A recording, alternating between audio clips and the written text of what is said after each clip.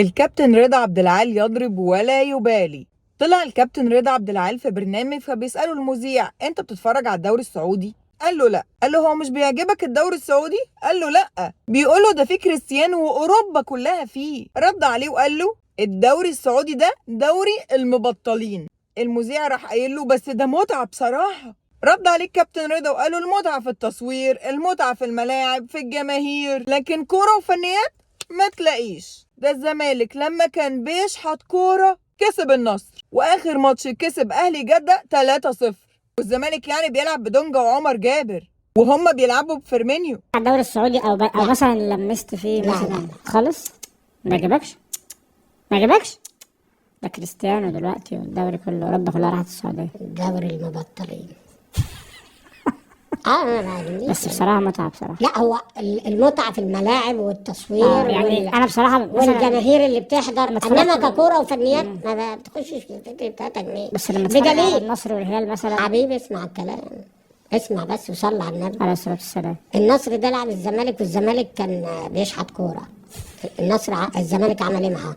ده هم اللي متعادلين مع الزمالك. بلاش النصر، الزمالك اخر فرقه لعبها من السعوديه كان مين؟ اهلي جده ولا مين؟ ده في الودي. ايوه 3-0. ايوه. مش دول بيلعبوا في الدوري برضه؟ كان بيلعب فورمينيو وبيلعب فيرمينيو قلبين عليه هناك دلوقتي. ماليش دعوه، مش هم دولت برضه اللي بيلعبوا في الدوري؟ طيب ماشي، طبعا مجموعه بتاعت اسيا بس. وانت بتكسبهم بدونجا وعمر جابر والكلام ده يا ربنا تقول لي صارف ملايين الملايين. ايه يا عم عبد الرحمن؟ كابتن رضا انت نسيت حاجه. الاهلي المصري طرقع للهلال السعودي 4-0 وطرقع للاتحاد 3-1. الانديه المصريه معلمه جامد على الانديه السعوديه بكل لاعيبته العالميه وعلى ارضهم كمان. دول حتى ما عرفوش ياخدوا كاس الامم الاسيويه. ما علينا، مش دي المشكله. اللي حصل بعد كده ان الاعلامي وليد فراج اللي طلع واعتذر للشعب المصري ده لما الاهلي ادى للاتحاد 3-1، اللي هو بتاع زيو 1 زيو 2 زيو 3. استنوا هفكركم بيه. 1 2 3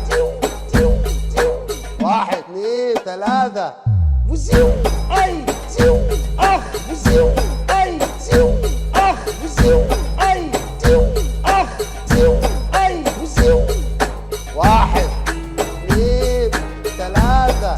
ها افتكرتوه؟ نزل تويت على حسابه بيرد بيها على الكابتن رضا عبد العال، بيقول ان الكابتن رضا بيقول كده عشان زعلان. مفيش كده دعوة لمناسبة رياضية في السعودية، ولا حتى انه يطلع في اي برنامج يحلل كورة في البرامج السعودية وعلى القنوات السعودية. الراجل مقموص حبتين، مفيش ريالات، وقال ان الطريقة دي مش هتجيب نتيجة. انت تاني يا استاذ وليد، تاني. انت ما حرمتش من المرة اللي فاتت. ده حضرتك يا استاذ وليد اتعملت هنا في مصر كوميكس.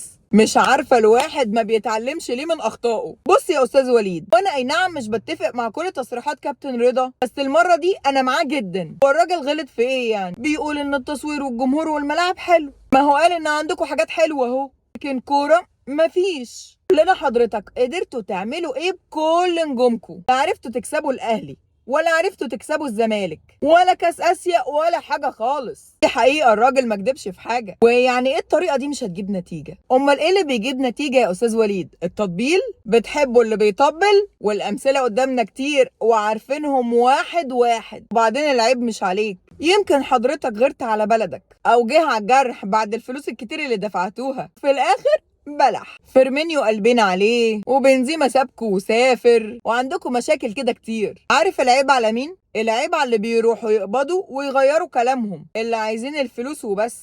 جبتوا لنا الكلام بطمعكم وجريكم ورا الفلوس. وعلى فكره الكلام اللي حضرتك قلته يا استاذ وليد يدينكم، لانكم بتشتروا الولاء والحب والانتماء والكلام الحلو بالفلوس. احنا هنا في مصر انتمائنا لبلدنا والانديه بتاعتنا بيكون معانا من واحنا قد كده. هاتلي واحد اهلاوي ولا زملكاوي بيشجع فرقته علشان خاطر الفلوس.